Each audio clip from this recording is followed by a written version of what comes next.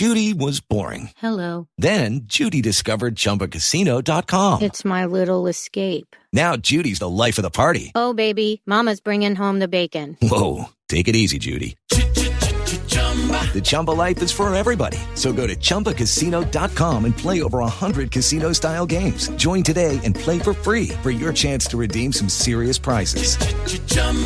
ChumbaCasino.com. No purchase necessary. Void where prohibited by law. 18 plus terms and conditions apply. See website for details. Hello and welcome. I am back. I caught exactly 0 fish on Friday. Welcome. It's Eric Erickson here. It is my show, and I'm really glad to have you with me. I hope you got blue skies wherever you are, or at least good weather. It's cold here in Middle Georgia. The phone number is 877-97-ERIC, 877-973-7425, should you wish to be a part of this here program. Now, there's so much news out there, but I've really got to start with Brandon. Over the weekend, an Associated Press reporter was on a flight, a Southwest flight from Houston to, I think, Albuquerque, New Mexico. And as they were landing, the pilot said over the intercom, "Let's go, Brandon." Actually, what the pilot appears to have said is, "Let's go, Braves."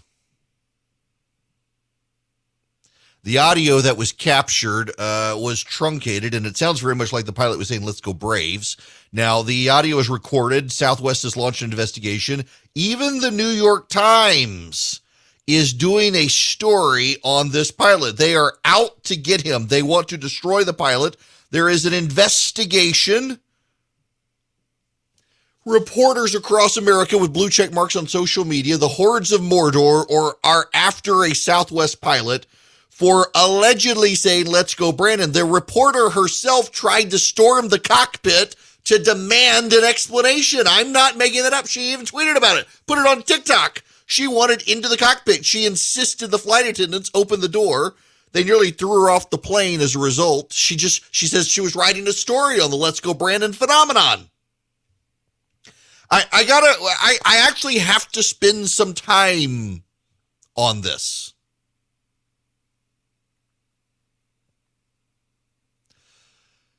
This is important. I'm old enough to remember Bush caricatured as a monkey, George W. Bush as Hitler,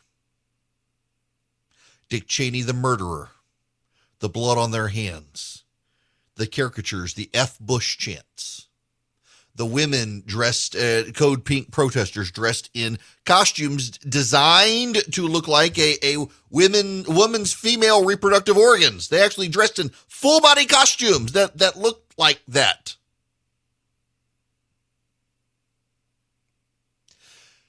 At Trump's inaugural, they wore knitted pink hats using the P word to describe them. That's what they wore in protest. The F Trump. That's what they would chant. They rioted, they protested, they burned limousines, they smashed through small businesses. They've done all sorts of violence along the way. And now they're upset with "Let's Go, Brandon." Now they're upset with "Let's Go, Brandon." Oh, and my buddy Mark points out, remember Rashida Tlaib after her election says, now we're going to impeach the MFer? And the crowd went wild.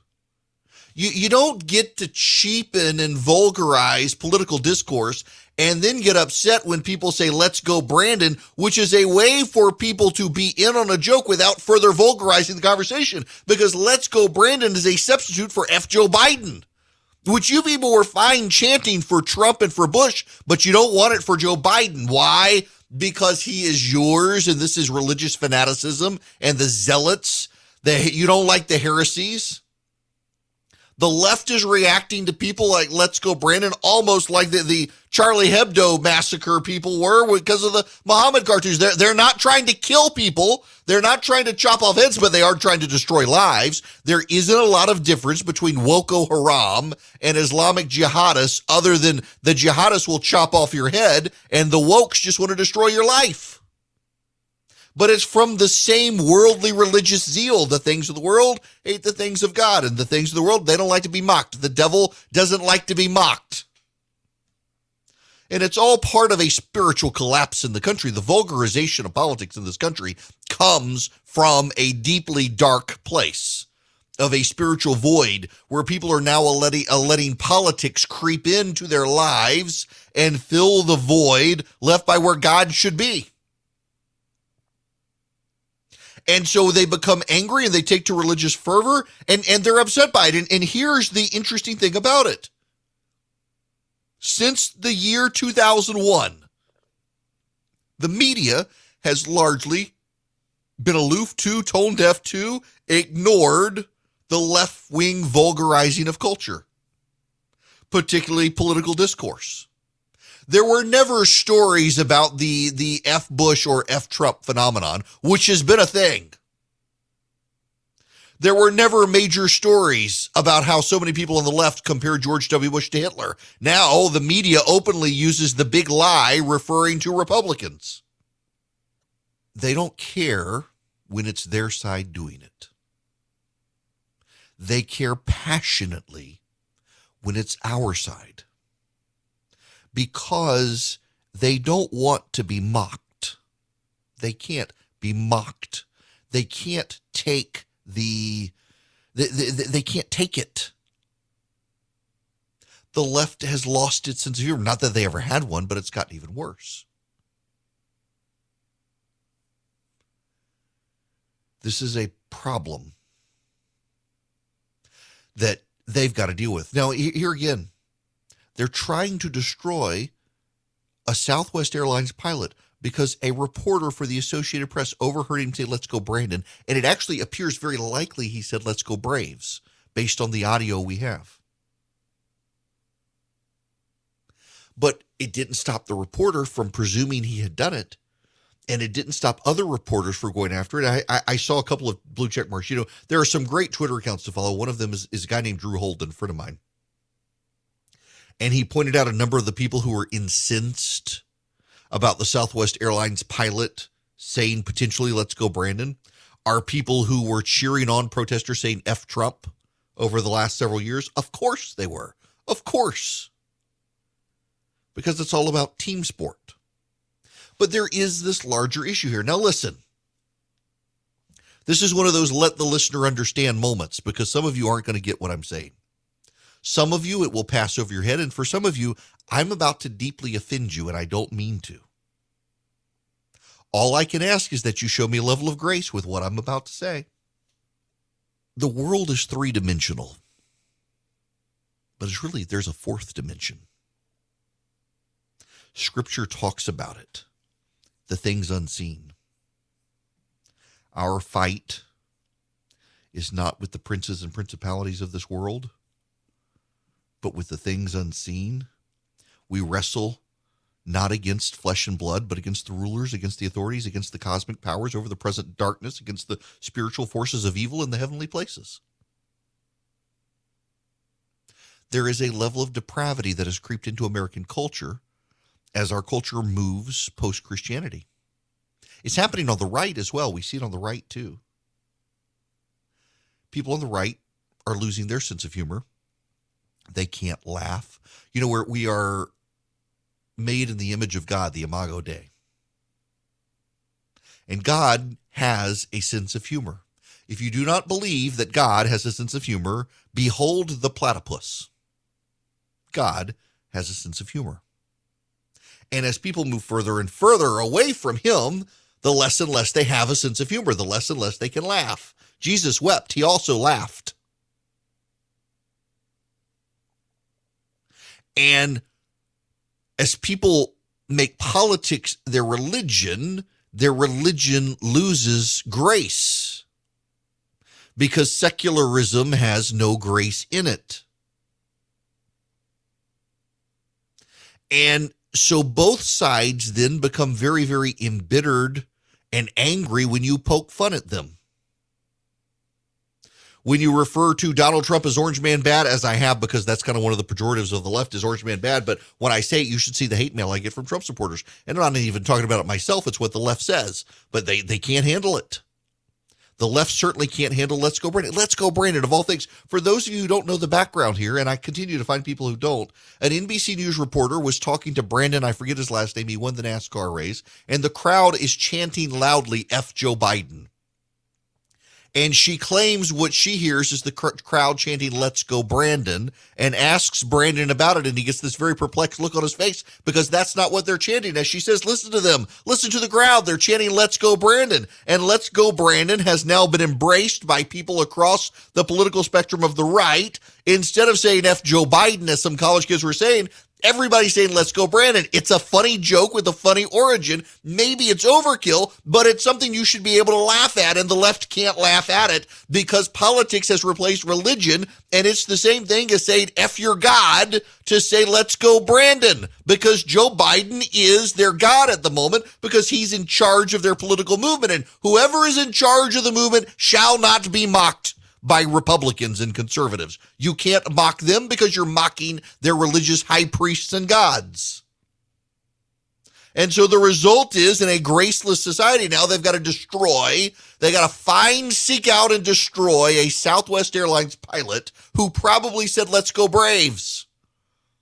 Poor guy had to watch that World Series game last night, and now they're coming after him for saying something he didn't say. My gosh, that game last night. I threw everybody off my front porch, and the game wasn't over. I knew how it was going to go. The moment they hit a grand slam in the first inning, I was like, this is it. We lost.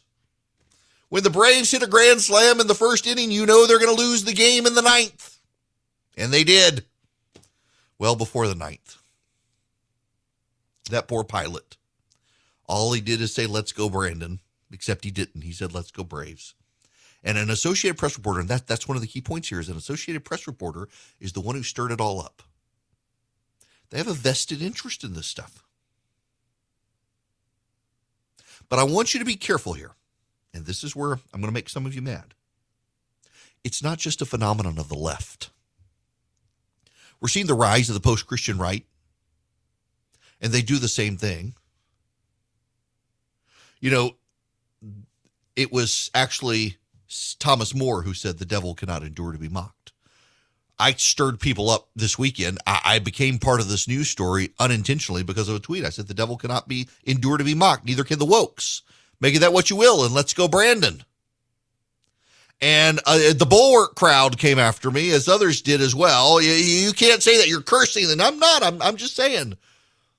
Wokeism comes from the spiritual darkness we're dealing with in the country. Religion doesn't go away. It just takes new forms. And when Christianity goes away, darkness creeps in. What we're seeing in this country is a profound spiritual darkness. We are ultimately in a 3 or 4D battle. There's a spiritual fight going on top of everything else that explains so much of what's happening in the country, the spiritual fight, but you're not supposed to talk about it because you sound a little off when you talk about it. And it's not just on the left. The devil cannot endure to be mocked. Neither can the people who think Jesus is going to save them from COVID, but they got to take a cavalcade of pills to save them from everything else. Some of you don't like me saying that. It's still true, and it's from the same thing. This level of crazy skepticism and irrational questioning and conspiracy theorizing, it comes from the same place as the people who are insane about people saying, Let's Go Brandon. You may not like me to say that, but I'm very serious, and it is true. But the topic at hand is not the conspiracy theorists of the right. It's the reporters, the blue check marks, who can't handle you laughing at Joe Biden, who may or may not have pooped his britches in front of the Pope this weekend. That, too, is a news story. All I can say about that one is, Let's Go Brandon. Y'all, from the moment I sat in my X chair, my body said, this is what a real office chair is supposed to be like. I had gone through office chairs, and then I got my X chair, and it is the perfect chair. In fact, My X chair, unlike your chair, can massage my back while I'm sitting doing 3 hours of talk radio. It can even heat up and cool down depending on my office, which tends to run hot in the summer and cold in the wintertime. And it's all in the LMX massage and temperature regulation exclusively designed for the X chair. And once you feel the customized support of X chair's patented dynamic lumbar DVL, they call it, dynamic variable lumbar, your back's going to be happy. What I need you to do, you got to go check out the X chair because I bought y'all know the expensive brand, and I bought it. It was a good chair. It actually was a really good chair. And X chair takes it to the next level. What you need to do is go to xchaireric.com now. That's X, the letter X, chair, ERICK.com, or call 844-4XChair for $100 off your order. X chair has a 30-day guarantee of complete comfort. You can finance your purchase for as little as $30 a month. It's xchaireric, ERICK.com. It is worth it. Well, as you can imagine, Donald Trump showed up at the World Series on Saturday night in Atlanta. He should have been there last night. Maybe they would have won. Okay, just at random tangent here. So my family, we live in a neighborhood. One day I want a lot of land and a big house and no neighbors. But for now, we live in a neighborhood on a cul-de-sac. We love our neighbors. And our neighborhood is one of those neighborhoods where people drive miles to get to for Halloween. The entire neighborhood gets very organized. We do a big deal, and we have thousands of kids. I bought, and I am not making this up, I bought $400 in candy. No, it is not because I'm well off or generous. It's we run out of candy otherwise. We've got to buy massive piles. And by the way, the bags are smaller and have less candy, and they're more expensive now. Let's go, Brandon. It is absurd, the amount, and normally it's all gone. We do not have a piece of candy left, and we had several bags left this year. And all I can think is people had to be home watching the Braves, hoping to seal the deal last night, and they didn't. But Donald Trump was there on Saturday night. And as you can imagine, the big think pieces from the media were all about Donald Trump enters the culture war over the tomahawk chop. And of course, he's siding with the racists. Here's Sports Illustrated.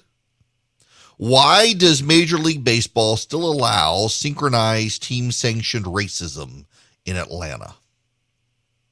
Several months ago, Major League Baseball moved the All-Star Game out of Atlanta in response to institutional racism. On Friday, it will hold the World Series there, and this time MLB is the institution supporting racism. The name Braves is bad enough. Beyond the name, though, the crowd's favorite gesture, known as the tomahawk chop, is unconscionable. At every home game, fans rise and lower their right arm in unison, howling a mock war chant. It's offensive, says Claudio Sant, a professor at Georgia who specializes in Native American history. I find it kind of embarrassing just knowing that the whole country is seeing it on national television. Do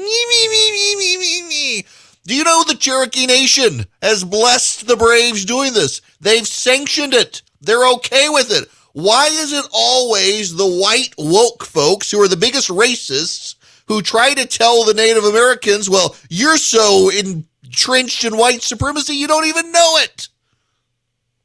It's always white wokes who are the real racists who try to tell the rest of the world what is racist. When black people and non-white people don't know something's racist, leave it to the white wokes to tell them it's racism. They see racism everywhere, which kind of makes you wonder who really is the big racist out there. Them.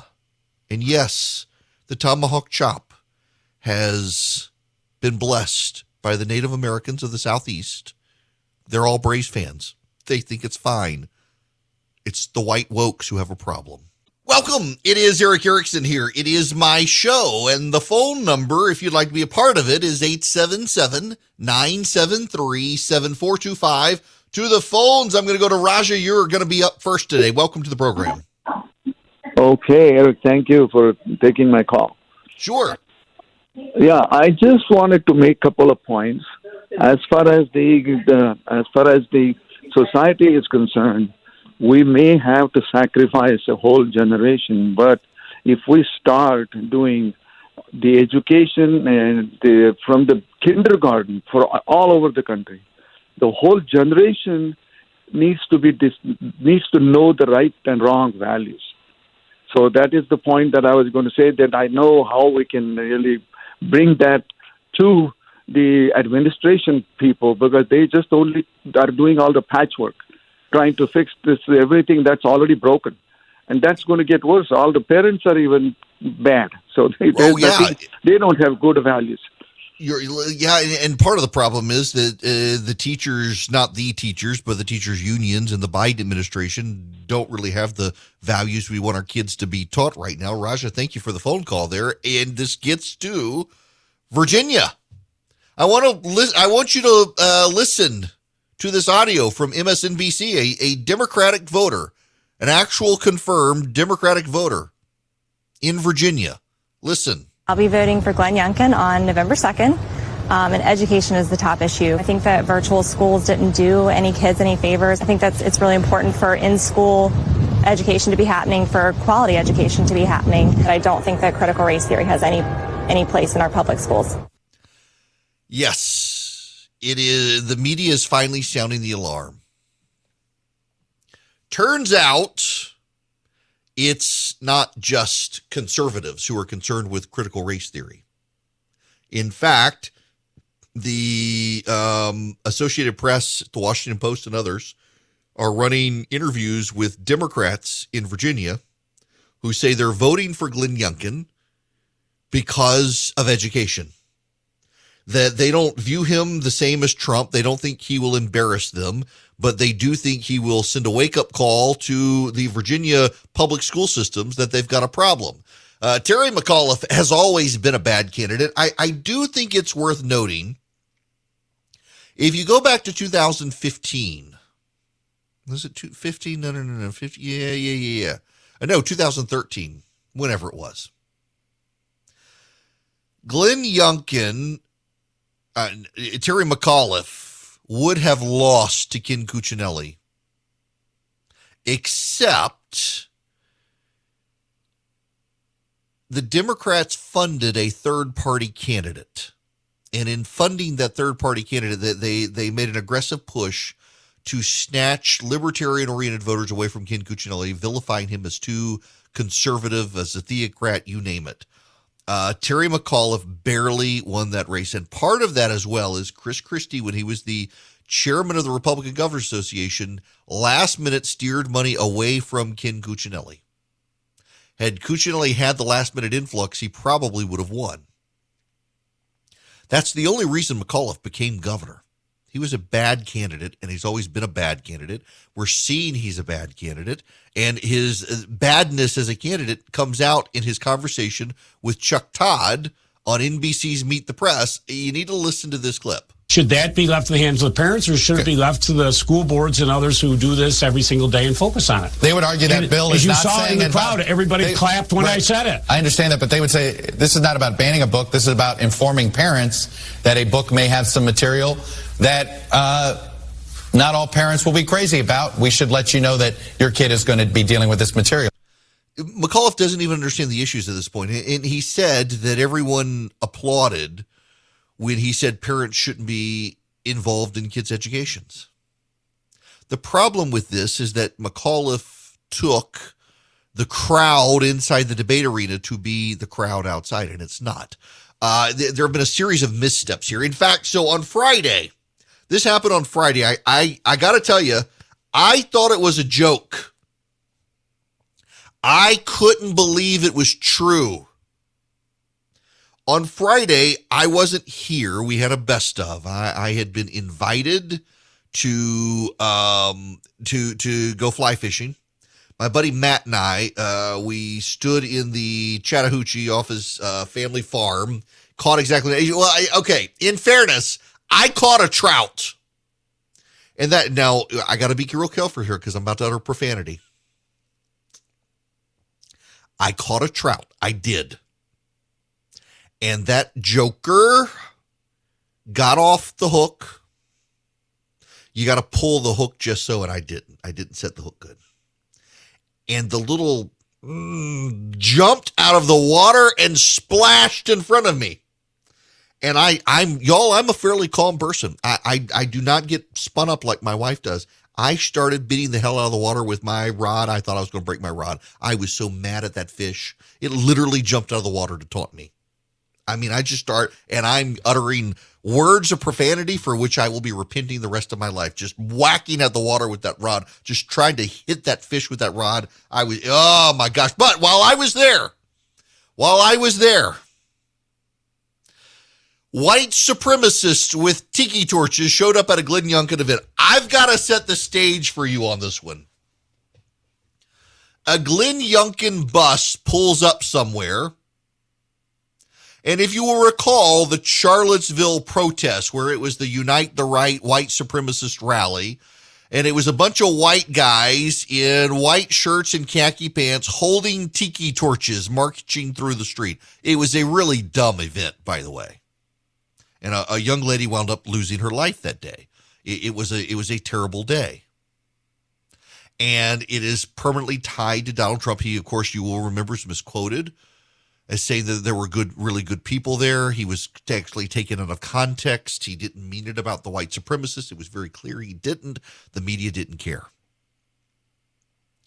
So these white supremacists in white shirts, khaki pants, and tiki torches show up to cheer on Glenn Youngkin, except you can tell immediately that they're not the white supremacist supporters they claim to be. Why? Well, because only the Democrats, y'all, the Democrats sit these people. And do you know how we know it was the Democrats? Because they're supposed to be what now? White supremacists. But they're the white supremacists who went to the diversity, equity, and inclusion seminar, because you had the black white supremacist, you had the Asian white supremacist, and you had the female white supremacist along with the white supremacist. It was a perfectly diverse balance of people pretending to be white supremacists. Black, Asian, female, white dude. I'm sure one of them was probably gay as well, just to balance it out, but we didn't ask. We don't know, but that's what the Democrats do these days. It was a racially diverse group of white supremacists there claiming to be with Glenn Youngkin. The media ran the story until someone said, wait a second, that one guy works for Terry McAuliffe. It turns out it was the kid touchers at the Lincoln Project who set this up. They took credit for it, and then it blew up in their face. Literally, I mean, this thing went south so quick on the Democrats. By Friday evening, they were firing people and purging accounts on social media and locking accounts. They were in outrage. Some of the very same people who were involved in organizing it were calling attention to it, saying, look at the white supremacists. And everyone was like, wait a second, why is there a black dude there with a tiki torch if this is white supremacist? Why would they allow him? And then somebody's like, wait a second, that guy, I know him. He works for Terry McAuliffe. And it descended into craziness. By the end of the day, you had all these people locking their Twitter accounts. And it was the very same people who were calling attention to it, saying, look at the white supremacists. No one thought about, wait a second, maybe we should have a black guy and a female and an Asian show up. It was the Lincoln Project ran out and took credit for it. Now, here's the problem for Terry McAuliffe. This was idiocy, and one of his staffers was involved with the Lincoln Project, it seems, and it set off yet another story about what a bad candidate Terry McAuliffe is and the cheap tricks. And by the way, it also allowed Republicans to resurface the fact that Ralph Northam was either a Klansman or a blackface in his yearbook photo, and still won't say which is which. You know what the rumor in Virginia is? The rumor is he was the one in blackface and his wife was under the hood. That's the actual rumor in Virginia among the politicos, which is why he hasn't come out, because he doesn't want to say, well, it was my wife under the hood as dressed up as the Klansman. That's the rumor. Whether it's true or not, I don't know, but I'm actually in a direct message chain right now with people who've been talking about it last week as it resurfaced. But it allowed Republicans to resurface that the current sitting governor of Virginia, who Terry McAuliffe called to resign, is now out campaigning for Terry McAuliffe with Terry McAuliffe's blessing, and he was either in blackface or a Klan hood. And then the Democrats tried to resurface the memory of Charlottesville and turn it into a political stunt. And you've got to understand, for the left, what happened in Charlottesville was so bad and so sad. To co-opt it and turn it into a political stunt is, in essence, it's like taking Good Friday and turning it into Black Friday. Which my kid, when she was little, got Good Friday and Black Friday confused because, what would be good about sales? And Black Friday when Jesus died. But the left is doing this with the Charlottesville event. It's like taking the day the Lord was crucified and turning it into some sort of parody event for political gain. And the media was furious that the Lincoln Project and the Democrats would do something like this. Now, all of this gets to how bad the polling is for Terry McAuliffe. And some of you are listening, you're thinking, I'm not in Virginia. I don't care. You have to care about what happens in Virginia. And the reason is because what happens in Virginia reflects the nation the next year. It is one of the most consistent rules in politics. The party in the White House tends to do poorly in the midterms, and the early reflection tends to be the Virginia governor's race. Republicans tend to win it when the White House is controlled by Democrats. Democrats tend to win it when the White House is controlled by Republicans. Terry McAuliffe, in all of the polling now, is collapsed. In fact, in almost all of the polling now, he's behind the scenes, or he's behind Glenn Youngkin. And also, by the way, Phil Murphy, the New Jersey governor, no one's paid attention to it, but those polls have tightened pretty significantly as well. It doesn't look good for the Democrats out there in any way, shape, or form. It genuinely looks bad across the board for the Democrats. And as this goes forward, tomorrow we're going to have a pretty bold indicator for how things move into next year. And the Democrats in Virginia are melting down. Now, here's one of the ironic parts, and I want to spend a little time on this today. The Democrats are not going to be self-reflective. You can already get the sense. The blame game has already started as to why they lost.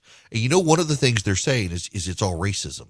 It's the Republicans played the race card with the school stuff. They're interpreting the school stuff as racism. And the problem there is it's not, and it's starting to alienate Democratic parents who aren't hyper-progressive. And the alienation of those parents causing them to move into the GOP is just going to amplify next year as the Democrats refuse to learn their lesson and instead claim victimhood status and Republican dirty tricks. The Democrats don't know how to accept a loss at this point. The Republicans are pretty bad at it too.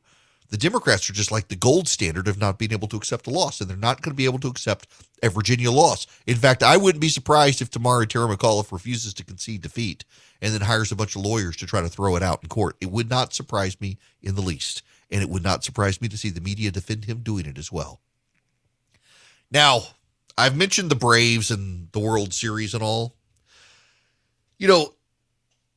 The All-Star game got pulled out of Atlanta by Major League Baseball because of Georgia's election law, Stacey Abrams' mischaracterizations of it. Despite alternative facts pushed by the mainstream media and militant progressives, the law actually makes it easier to vote and harder to cheat in Georgia. It's been heralded by a bunch of outside groups that it actually turns out to be a really good law. In fact, we're seeing early voting happening in Georgia for elections right now under this law, and they're working just fine. Now, regardless, Major League Baseball and big Georgia companies like Coke and Delta Airlines, they caved to the woke mob, and they were fine with the game going away, and now they flip-flopped, and they love having the World Series in Atlanta. Job Creators Network is the country's premier conservative small business advocacy organization. It wants Coke and Delta executives to donate any tickets they have for the World Series to Atlanta's small business community. Those businesses, they're the ones that suffered when the woke crowd moved the All-Star game. I want to applaud the Job Creators Network for taking a stand, and I would encourage you to join them at jobcreatorsnetwork.com. That's jobcreatorsnetwork.com. They are the country's premier conservative small business advocacy organization. Stand with Job Creators Network, and you big business wokes, you should be handing your tickets over to the small businesses you were perfectly fine ruining when the All-Star game boycotted Georgia. Hi there. It is Eric Erickson here. The phone number is 877-97-ERIC, 877-973-7425. There's some polling out. We'll get into this a little bit, but the ABC News Washington Post poll. Yeah, it's NBC Wall Street Journal, ABC Washington Post. ABC Washington Post. Nobody wants the Democrats' reconciliation package. In fact, a third of Americans think that it'll hurt them. Only 20% think it'll help them. Most people have no idea what's even in it, but most of them don't want it. That's pretty amazing.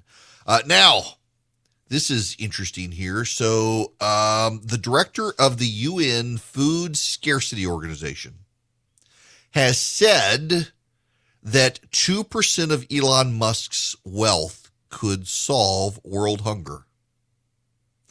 So Elon Musk saw this. This is a CNN business story. 2% of Elon Musk's wealth is $6 billion.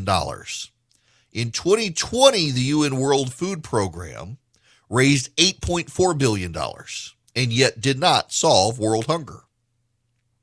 Elon Musk saw all of this on Twitter, and he joined in the conversation and said, if the World Food Program can describe on this Twitter thread how his $6 billion would solve world hunger, he will sell Tesla stock right now and do it. But it's got to be open source accounting so the public sees precisely how the money is spent. The UN World Food Program has not responded, which is not surprising because they love to play these games, but they don't really like to give you the deliverables, which is kind of the problem in solving all this stuff. They make a big deal out of it. They make a big dog and pony show, but we're always going to have the poor, and there are always going to be hungry people because there's always going to be those who are less fortunate, and we should in our private charity help them.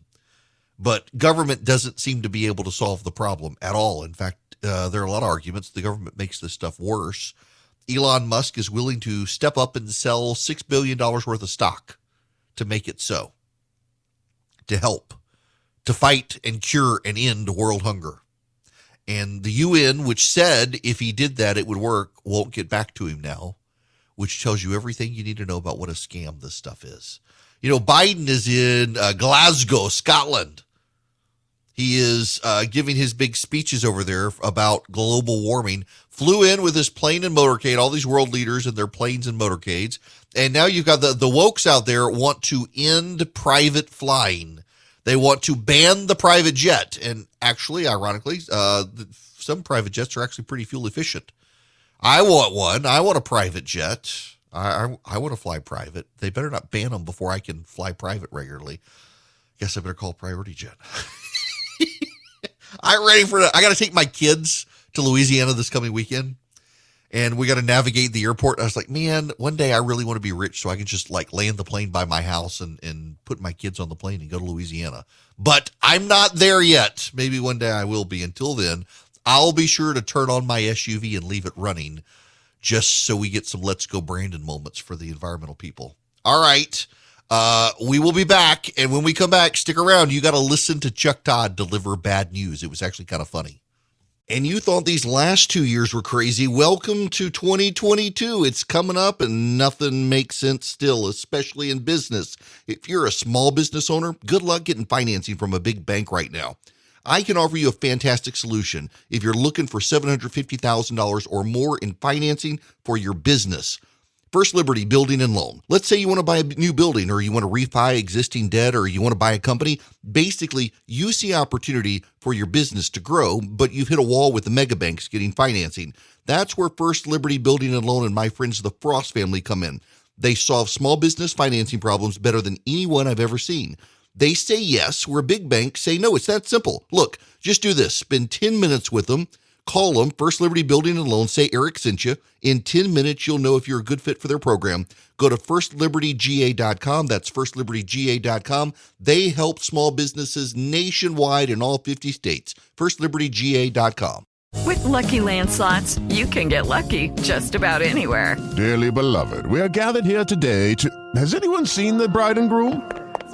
Sorry, we're here. We were getting lucky in the limo and we lost track of time. No, Lucky Land Casino, with cash prizes that add up quicker than a guest registry. In that case, I pronounce you lucky. Play for free at LuckyLandSlots.com. Daily bonuses are waiting. No purchase necessary. Void where prohibited by law. 18+. Terms and conditions apply. See website for details.